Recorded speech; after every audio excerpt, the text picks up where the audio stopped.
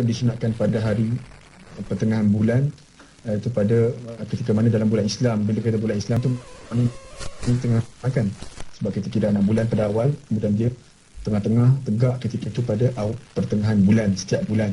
Itu disunatkan kita berpuasa pada dia panggil ayamul bayd, hari putih dia panggil, iaitu pada malam ni terang matahari itu benderang.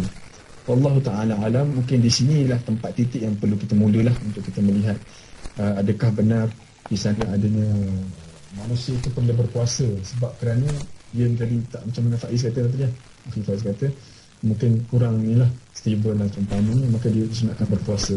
Barangkali ada kebenaran, barangkali hari kemarin situ. Nama Ana cuma boleh berikan buka pintu sikit je lah untuk kita pergi lebih jauh. Wallahu ta'ala alam. Dengan saya persamaan dan daripada saudari Rafidah Husain yang mengatakan bahawa bulan-bulan pertama ada banyak manfaat based on kuliah Ustaz Amir. Okay, kita buka lagi soalan. Ada apa-apa soalan? Bismillahirrahmanirrahim. Assalamualaikum warahmatullahi wabarakatuh. Saya ada satu soalan nak minta Ustaz ulas berkenaan dengan tidur selepas asar yang Ustaz ada terangkan tadi. Saya ada pernah terbaca lah, kalau kita tidur selepas asar, kita akan hidup dalam kegilaan.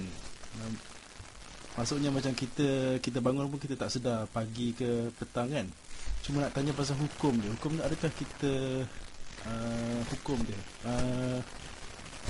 adakah tidak dibolehkan ataupun macam mana, bila kita tidur lepas asar dia akan membawa kepada mengubah pemikiran kita.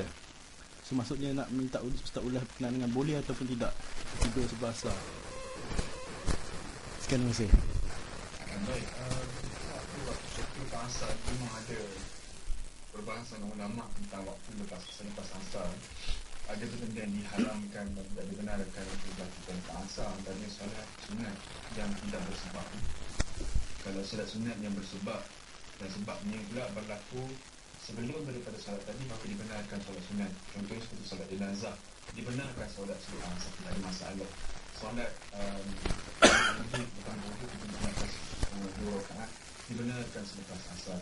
Juga solat kita masuk ke masjid, ke masjid dibenarkan walaupun kita masuk ke asar, kerana semua sebab itu berlaku sebelum daripada solat. Namun demikian ulama sepakat dalam mengharamkan. Tetapi demikian dalam mazhab Syafi'i yang dipakai lebih sedikit, lebih tepat adalah makruh tahrim. Makruh hampir haram, tapi tidak haram. Maka makruh tahrim itu teruk. Maka sangat-sangat dilarang untuk orang yang sembahyang sunat, yang mana sembahyang sunat itu sebabnya terkemudian daripada salat, seperti salat hajat selepas daripada asar hampa, apa sebab itu ialah hajat kita yang akan berlaku. Dan juga solat sunat musafir, bila nak musafir, sebab apa? Sebab musafir itu selepas daripada kita solat waktu musafir, ada seumpama ini.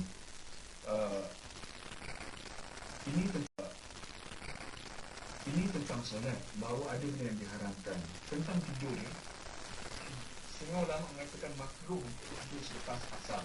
Kenapa demikian? Kita dapat sebarang yang wallahu ta'ala alam, barangkali ada lain yang mengatakan ulama untuk memakruhkan untuk tidur, tapi tak sampai tak haram. Memakruhkan untuk tidur selepas daripada asar, memandang kepada pengamatan mereka, berdasarkan kepada dipanggil empirical study, dan dia punya pengamatan didapati bahawa asar ini, lepas asar ni tidak digalakkan tidur, kerana biasanya orang dapati bila orang tidur memang dia agak pening bila mana bangun tidur, dan perubatan yang tak dapat explain. Namun dari segi pengamatan mereka dapati bahawa ini sebenarnya mengurangkan akal manusia.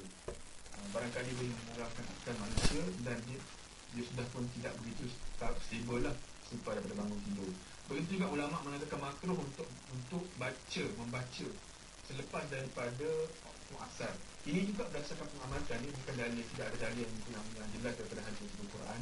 Pengamatan ulama yang kita namakan sebagai al-istiqra, antara sebuah hukum juga, tapi sebuah hukum yang sekunder, yang kedua selepas daripada Al-Quran dan Sunnah qiyas dan ijma'. Maknanya tidak boleh kuat. Istiqrah ulama mengatakan bahawa makruh untuk baca selepas asar. Kerana apa? Kerana ketika itu pancaran cahaya tidak seperti sekarang. Kalau kita lihat hari kita sudah ada lampu yang bagus yang boleh membantu penglihatan kita. Dulu mereka menggunakan lilin sahaja, menggunakan cahaya pelita minyak tanah untuk mereka membaca, dan kadang-kadang merosakkan mata mereka. Lagi-lagi apabila mereka baca kertas dulu tidak macam kertas hari ini. Kertas dulu lebih berwarna kuning dan seumpamanya. Jadi ia tidak begitu bagus untuk kekuatan mata dan merosakkan pandangan mata. Dan itulah ulama mengatakan bahawa tidak makruh untuk baca selepas asar. Dan juga tidur begitu juga. Jadi anda nampak tidur ni bukanlah ianya itu kata apa, tetap bahawa ini akan tetap makruh. Tapi ada yang tengok kepada kesan dia, tengok kepada kerosakan yang berlaku pada orang itu.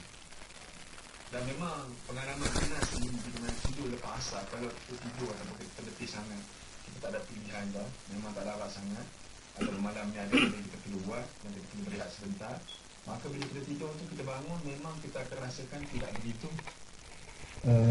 pening-pening gitu kan, kepala otak kita pening-pening begitu. Kerana apa? Masa tu bukan masa yang sepatutnya untuk tidur lah. Sebab tu Islam dia letakkan beberapa waktu tidur. Waktu tidur ialah selepas daripada solat Isyak. Sebelum Isyak pun sebenarnya tidak begitu, akan berlaku masalah dulu. Selepas solat Isyak kan, sampai subuh, kemudian nak tidur pula lepas tu ialah sebelum daripada Zuhur. Lepas tu dia panggil waktu Qailulah. Ini waktu yang digalakkan oleh Islam untuk tidur lah. Selain daripada waktu itu tidak dibenarkan, hatta lepas subuh pun begitu. Namun kata-kata dikeluarkan itu kadang-kadang kata-kata ulama berdasarkan kepada empirical study dia, berdasarkan kepada pengamatan dia. Dia melihat bahawa ini akan membawa kepada kerosakan. Dan barangkali ianya benar, barangkali ianya tidak. Dan barangkali ianya kekal, barangkali ianya berubah berdasarkan kepada zaman. Namun kalau tidur ni kita rasa agak stay lah kepada masalah bila mana ulama memakruhkan. Sekiranya ada kajian-kajian yang akan datang, barangkali boleh merubah hukum ini dan boleh membawa mengajak umat dia untuk menyembah Allah SWT. Maka ada seorang musyrikin Mekah yang namanya Al-Walid ibn Mughirah mengatakan bahawa, berkata kepada ahli Mekah, ikutilah aku, jangan kamu sembah Tuhan Muhammad, tapi kamu ikutlah aku, dan wakfuru ittabi'uni wakfuru, dia kata, ikutlah aku dan kufurlah kamu kepada agama Muhammad ini. Maksudnya ikutlah aku untuk menjadi kafir daripada agama Muhammad ini, bi Muhammad wa alayya auzarakum, dan aku semua dosa-dosa kamu bila mana kamu kufur. Kata Walid tadi, Al-Walid bin Mughirah, dia kata apa? Kamu kufur, kamu ikut aku, yang mana aku ni kufur juga, dan aku akan tanggung semua dosa-dosa kekufuran yang kamu dapat daripada Tuhan. Jangan bimbang, aku jamin. Bukan begitu. Begitu angkuh dan sombong dia di hadapan Muhammad dan di hadapan Allah SWT, merasakan bahawa dia mampu untuk menanggung dosa-dosa yang ada daripada orang-orang lain. Maka Allah Ta'ala mengherdik dan menempelak Al-Walid bin Mughirah dengan ayat ini, wala taziru waziratun wizra ukhra. Tidak ada seorang pun akan menanggung dan mampu dan boleh menanggung dosa orang lain. Wala taziru waziratun wizra ukhra. Tidak ada seorang yang berdosa boleh menanggung dosa orang lain. Semua orang akan menanggung dosa masing-masing. Seperti mana Allah Ta'ala kata tadi kan, bahawa Allah Ta'ala tidak akan bebaskan daripada tengkuk kita semua kesilapan yang kita lakukan. Pasti kita akan menanggung kesilapan dan dosa itu. Tidak boleh ada orang lain yang boleh tanggung kita. Sebab itulah ajaran yang ajar adalah agama Kristian yang sudah disatkan oleh ulama-ulama mereka tentang bagaimana Nabi Isa yang menanggung dosa-dosa umat manusia. Bahawa Nabi Isa mengorbankan darah dia. Bila mana mereka menyambut Easter, mereka menyambut bagaimana Nabi Isa mengorbankan darah, nyawa untuk menanggung siksaan umat-umatnya. Soalan, kalau kita ni umat lah, kalau mereka ni hamba-hambanya, sebab dia Tuhan, Isa adalah Tuhan. Jadi Tuhan sendiri mengorbankan diri dia, maka kena sembah dan sumpah. Jadi ini konsep yang tidak ada juga yang berlaku kepada banyak.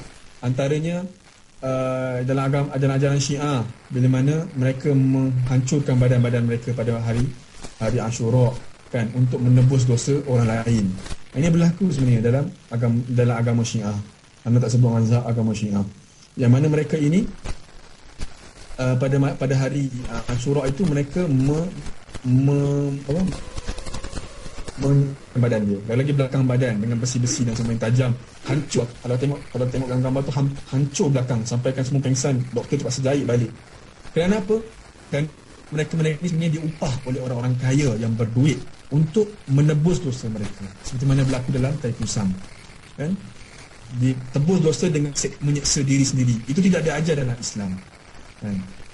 Dan memang akal kita pun tidak boleh memikirkan dan menerima kenyataan ini, kan, bahawa orang lain boleh menanggung dosa orang lain. Orang yang menyeksa badan ini menanggung dosa orang-orang kaya yang punya duit, yang membayar duit untuk mereka ini ditebus dosa-dosa mereka. Dan siapa yang boleh melakukan siksaan yang terbaik, yang paling hebat, dia akan dibayar dengan paling mahal pada tahun yang akan. Maka mereka berlumba-lumba untuk menyiksa diri masing-masing untuk mendapatkan bayaran yang mahal pada tahun akan datang daripada orang kaya yang berdosa yang ingin menebus dosa-dosa mereka dengan perbuatan orang lain. Maka ini tidak ada dalam Islam.